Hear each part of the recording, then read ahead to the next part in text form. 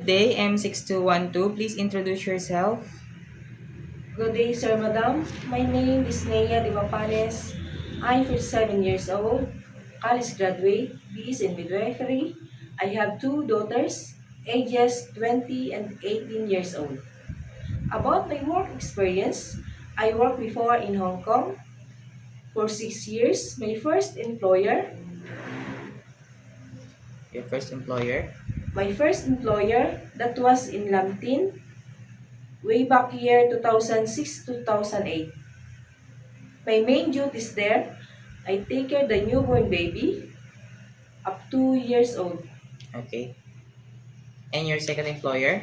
My second employer, that was in North Point, Okay, North Point. way back 2018 to 2022. My main duties there, also newborn baby. Okay. And you have also experience being a helper in Singapore, right? Yes, sir. Okay. I worked there for 6 years, way back 2010-2016. Then your main duty as a helper there. My main duties is also newborn baby, boy. And your last employer. My last employer, that was year 2024, Okay. almost 3 months only. 2 months, right? Yes, sir. I don't know what's the reason. They suddenly terminate me on the spot. On the spot terminate. Yes, sir. But you are doing well with them. Yes, of course. And what are your main duty as a helper? I took care the newborn baby boy. Okay, newborn baby also. Okay, so you have a lot of experiences being a helper in Hong Kong, and also you have an experience being a helper in Yes, Singapore. sir. And you have experience also to take good care of a newborn baby, right? Yes, sir. So you know how to prepare a milk for a newborn. Yes, sir. Okay, if the baby is crying, what will you do? I will check the body temperature and also the stomach, changing diaper. Okay, and if the baby doesn't stop to cry after you did everything that you could, what will you do? I will call my employer.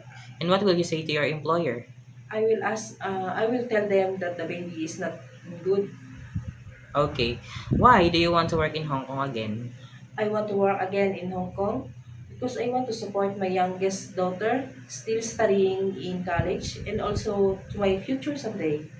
Okay, and how long do you want to work again in Hong Kong? If my employer want me, I want to work 2 years more, 4 to 6 years. Okay, so it is okay to extended your contract, right? Yes, sir. Okay, for sure you know how to prepare a milk. Prepare a food, like Chinese food, Yes, right? sir. Okay, what kind of Chinese food can you prepare?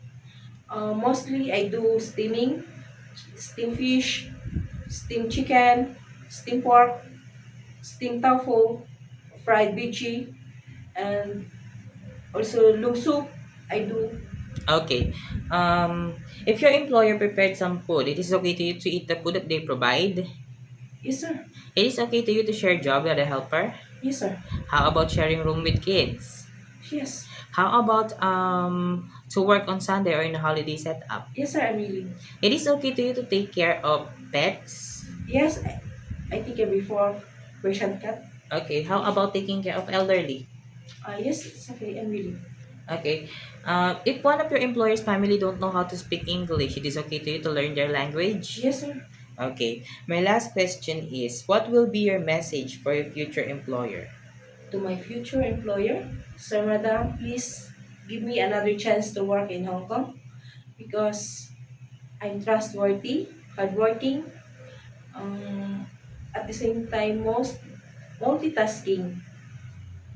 I will promise I do my best to fulfill my duties and responsibilities. Good day. Thank you. Okay, thank you very much, Miss Nea. Thank you, sir. Okay.